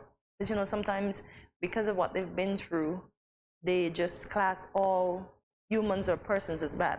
Like, maybe they had the abuse, they spoke to someone, someone just went and spread it widely, and now they don't trust anybody. So how does one win the trust of that individual to get them the help that they may need? I would say that it takes time. Definitely takes time. Because again, you're talking about, I like to believe that all of us are programmed in some way. I know that when we think of programming, we think of computer devices and so on, but realistically we exhibit certain behaviors. So we are programmed, our behavior is informed by other things, right? So I like to say that we are programmed. If you look at it that way, then there needs to be reprogramming occurring, and those things take time. So be patient if you can, while of course setting your own boundaries. Some of these things we'll get to as the discussion continues. So as it says, learn when observing and applying the behaviors of people with a victim mentality. Because we mentioned the person being abused. What about the person that's abusing the person, claiming that they are the victim, and basically I did that because you did this, so you made me do that? Even if it's emotional, if it's verbal, if it's physical, they always have some excuse. Basically, that was my reaction to what you did. So, and again, you see how that state of powerlessness comes into it, because it's as if that person removes the power that they have from the equation. So it's automatic. You did this, I did that because. And there is no inclusion of, well, I actually have the power in that situation, so I can decide. Again, if you're a child, you really can't help it. But if you're an adult, then there needs to be that personal accountability or responsibility as well. That's what I'm saying. Who's really the victim then? Since you want to play the victim and I'm the victim on the receiving end, who is the rightful victim in this situation? Well, you see, it depends on who's observing, because again, I think we got to it, but the evidence says otherwise. Where's the evidence? Can an objective person look at the evidence and say, okay, this is really the victim and what is going on here? Takes time. It really takes time. So the state of mind of a person with a victim mentality, and this comes from Lona Wolf, people who struggle with the victim mentality are convinced that life is not only beyond their control, but it is out to deliberately hurt them. Can you imagine that? So it's more than just playing the victim for playing the victim's sake. It's actually, oh, their life is just not going my way. They're out to get me. And no matter what I do, I can't affect the outcome of the situation positively. It's beyond my control. This is it. So, but why should one buy into that type of mentality? Because that keeps you back everywhere you go. But remember what we said that could cause it, trauma, some sort of trauma. But, okay, on that part. But then help is needed before we can progress then. Definitely help is needed before we can progress. But let's say the person that's playing the victim, let's say... I love the way that you keep saying that, because we'll get to that later on, but I'll keep saying it. I won't interrupt you again. What about the person that plays the victim that actually is the cause of the act? What about that? Because I know some people, Jamie, they work one place. And they claim they're not the problem, no. Then they go to a next place. And it's the same thing. Not me, it's you. So who is the problem then? And that's what I'm saying. So some persons who claim to be victimized or are the victim, what are they? And again, it depends on the evidence, right? It depends on the evidence, and it depends on what's informing what they're doing. And I love the way that you said playing the victim, because I said, this is for those of you as well, we'll get to that terminology and the importance of it a little later on. So what emotions actually drive victim mentality? Again, from Lona Wolf, fear, pessimism, and anger. You're fearful of what life can bring to your door. You're pessimistic about the outcome. Yeah. And you just have anger because certain things have happened to you, and this is where we are. Oh, I'm always, I can't, woe is me, I can't do any better. I'm going to get out of bed this morning, and for all you know, I'll open the door, walk down the road, and I'll get hit by a car or splashed in my white suit as I'm standing for a job interview. Why even bother? Victim mentality. And for the person that actually has the anger inside, as soon as somebody maybe say good morning, I said something to you, what are you talking to me for? Like, oh, but all I said was good morning. Or they can just say, you're attacking me, you know, and it goes and you get that pity party. So let's look at some of the signs, because again, these are important. So what are the signs? Frequently blaming others, trouble accepting personal responsibility. Those are some of the signs, right? Again, fed by I'm powerless to do anything in the situation, to control my own life. No.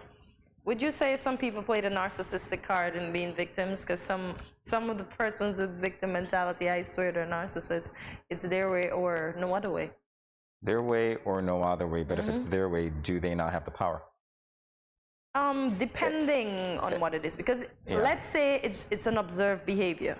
I'm not talking about the person that would have been traumatized, etc.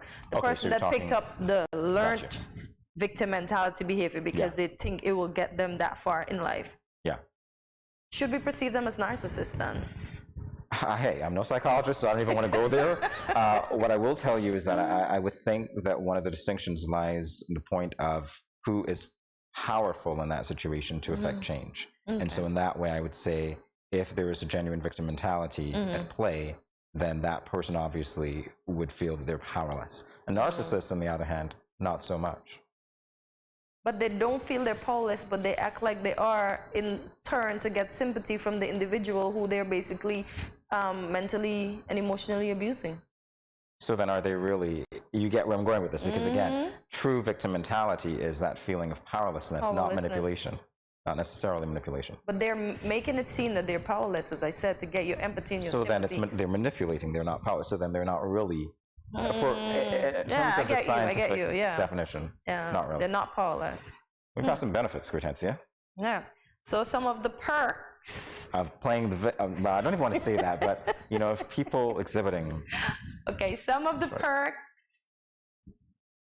Wait, some of the perks include the following. These are the benefits of playing the victim, right? Yes. Not having to take responsibility for anything. Terrible. So other people lavishing you with attention. I swear these narcissistic traits, but oh well. Other people feeling sorry for you while you hide behind manipulating people. Other people are less likely to criticize or upset you because they feel obligated to care for your feelings because of what you would have presented. And as I said, these ones I would attribute to the learned behavior, not to the person that has. Well, not necessarily, because Yeah? I think that they apply anyway, because if you're going through trauma and you don't want to take responsibility for the direction of your life, because remember, we talked about the pessimistic outlook. So Well, how can they get better for the ones that went through the trauma? They need to release. They can't hold on to these things. well, there you go, but the signs still apply, right? Okay. The signs still apply. So Okay. we've got we've got so many so many to look at, right? It's Yeah. just very interesting to me, Hortensia. So other people are less likely to criticize or upset you. You have the right to complain. You are more likely to get what you want. You feel interesting because you get to tell people all of your stories. Maybe they're not even listening. You feel you don't have to feel bored because there's too much drama going on. Wow, some people really dwell on drama. And you get to avoid and bypass anger because you're too busy feeling sad. There you Do go. you really? Well, remember, yeah. Yeah, because you don't, okay, there are things that happen. If we take it from a traumatic point of view, you can get angry, and getting angry, I suppose, based on this, would be one of the ways that you begin to get over the victim mentality. But if you don't allow yourself to get even to that point, and you were just the victim regardless of, you know, the present circumstances, then that really could be what's driving this. Now, to what I consider to be one of the most important parts of this discussion would be, how do we get over victim mentality? How do we help people get over victim mentality if they're suffering from it? And there's an article entitled How to Identify and Deal with a Victim Mentality. It was written by Crystal Rayhope. It comes from healthline.com. And there are the tips that she spoke of. Avoid labeling and instead address specific behaviors exhibited. So here's what I have to say to you. Earlier, when you talked about playing the victim, that's what this means. Don't just say, oh, you're playing the victim and leave it there. Avoid using those labels and instead start focusing on specific behaviors that are exhibited that are problematic, so that you can then begin to address, or at least identify, or help that individual suffering from this identify what those are. So I'm supposed to say, okay, why when I compliment you, you put your head down? And then maybe we can have a conversation from there. Because I can't say you're playing the victim by behaving this way and this way. So I'm trying to break the ice by saying something different. Really? No, I wouldn't say that. I'll actually go straight to the behavior if I can. Well, that's a behavior. I'm talking to you and your head's always down. But does that mean the victim? Not really. You see what I mean? Depending. Because what if they had a bad experience where they were talked down to, so they don't have confidence in themselves? So I'm trying to boost their confidence. So I'm asking, why every time I give you a compliment, you put your head down and you don't acknowledge? Which means you would have identified some other signs, and so you were looking at that along with the bowing of the head to indicate that perhaps that person might actually have this issue. So what behaviors would you go straight to the... Anything that's problematic, to be honest with you, but I understand what you mean by saying that you need an icebreaker, because you don't just want to come across like you're attacking either, nor do you want to use that blanket statement, as Crystal spoke of, when it came to, or rather wrote up, when it came to, oh, your victim mentality, because that could be off-putting as well, without really delving into those behaviors. It also says, set boundaries if need be by detaching from others' negativity while placing responsibility squarely at their feet. Yeah. So you, and as we said, you have to take ownership of what would have happened. Oh gosh, that's so harsh. Because how can somebody take ownership for abuse that they probably didn't ask for? Not abuse, but the rest, because you've got the rest of your life here, right? So you are in control. That might be an event. There might be things that you were not in control of. But then, do you just say, woe is me again, life is coming to get me and there's nothing I can do in the situation? Or do you actually change it? Now, the other thing is that these people tend to be very negative in their outlook as well.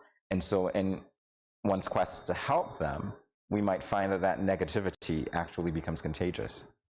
And so that's why setting boundaries is important. You don't want to, you know, it's like, well, poor me, this syndrome, and everything is poor me, no control anywhere. And you're trying to say, you know, here is how I think you could address this situation. Let's find a solution. Perhaps, again, to go back to victims of domestic abuse, for instance, who've felt powerless. Perhaps they were unemployed during that relationship.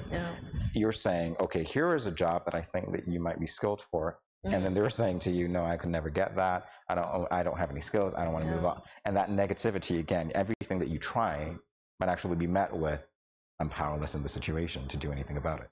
Yeah. So that's a kind of negativity.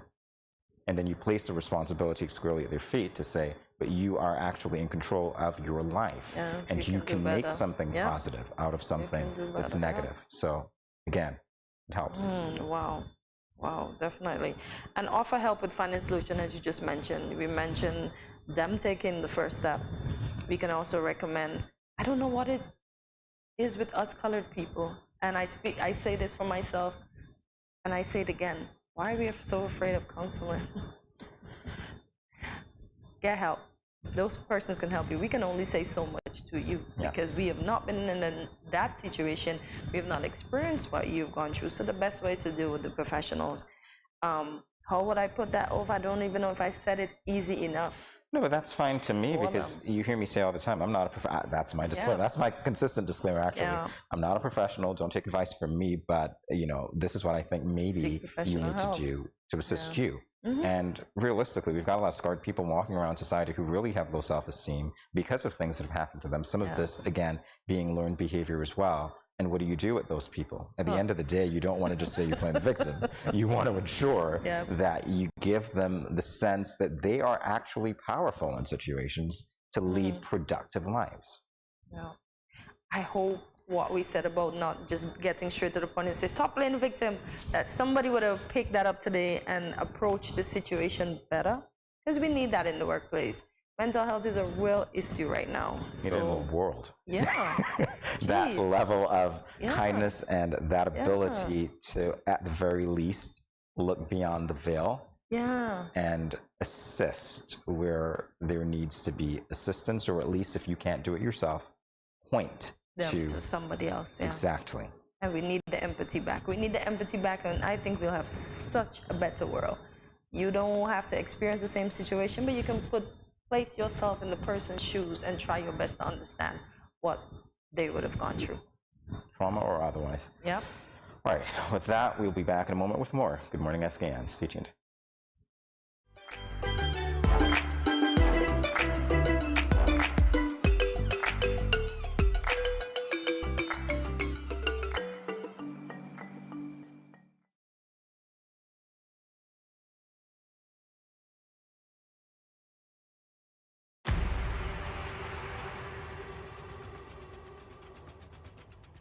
What will it take to grab the attention of someone with the power to make your dream come true?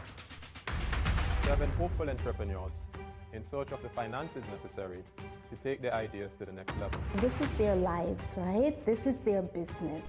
4 savvy business owners ready to make a pragmatic investment. You can't help people if you can't help yourself. First, you make the dollar and you give the dollar.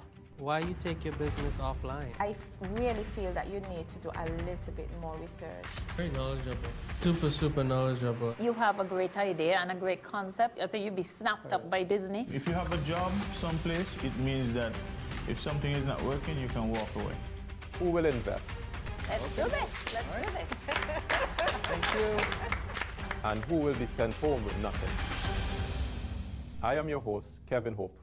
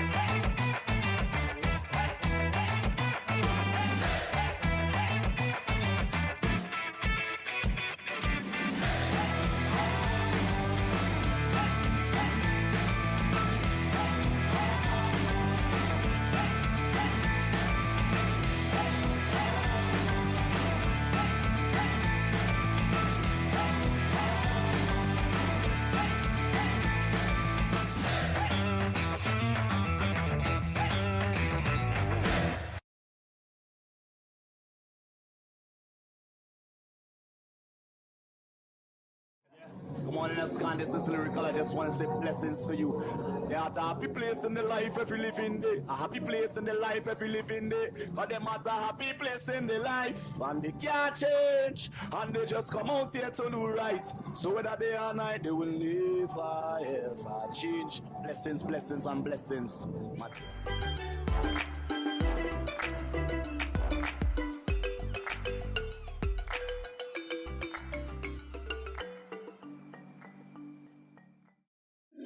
Welcome back to Good Morning SKN, and it's that time to let you know what is happening. So today is the deadline to register for the 2023 Agricultural Open Day. Yes, the Ministry of Agriculture, Fisheries, Marine Resources and Cooperatives, St. Kitts, is inviting all vendors, farmers, fishers, agro-processors, businesses and other stakeholders to register for the upcoming 2023 Agriculture Open Day this month.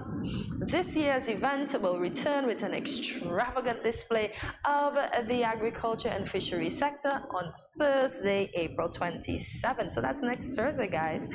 And Friday, April 28th from 9 a.m. to 10 p.m. daily under the theme Achieving Food Security Through Sustainable Development and Innovation. Registration for booths, oh, my tongue's being tied up, for booths is now available at the Department of Agriculture, the Department of Marine Resources, the Ministry of Agriculture on the 3rd floor of government headquarters and the Baxter Public Market. So contact 467-1016 or 467-1841 for more information.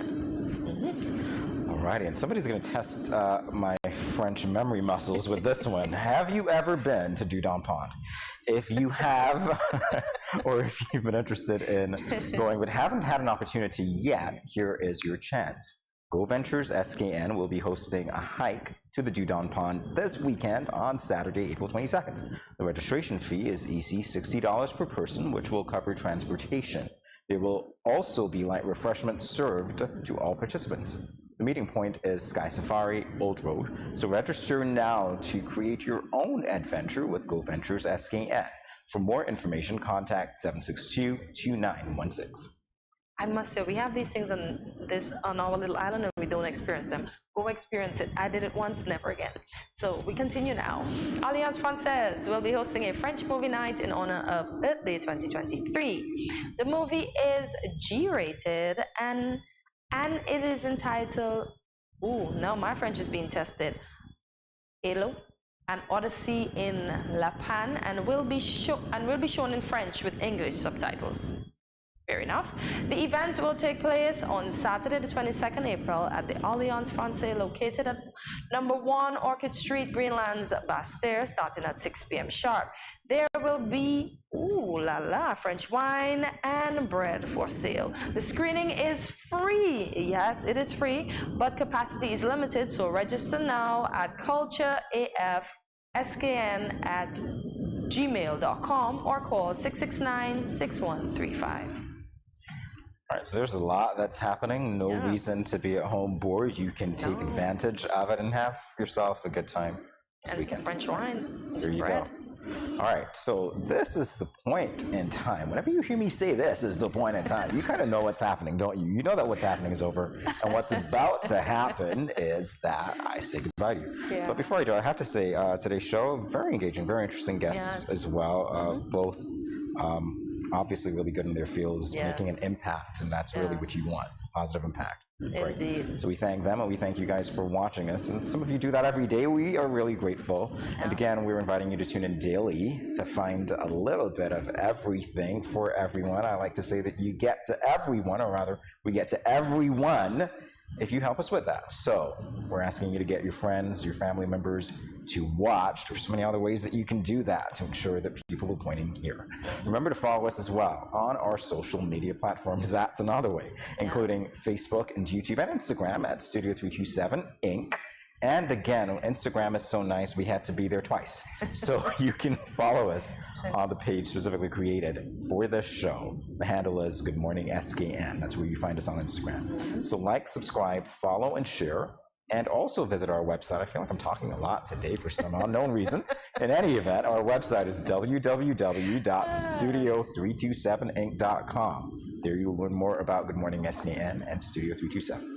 And remember, you are never too old to begin or complete something. So leave us a comment and let us know what was your favorite part of today's show. Remember what I said at the start of the show, dirty water does not stop plants from growing. Do not let the bad words of others, and it doesn't have to be a cuss word, so don't let any bad thing they might say about you stop you from blooming. So thank you for watching, I would say, as usual, and see you tomorrow Tuesday at 8 a.m. when you will wake up bright and early and start your morning with us right here at Good Morning SKN. Thank you for watching. Have a great Monday. Bye, guys.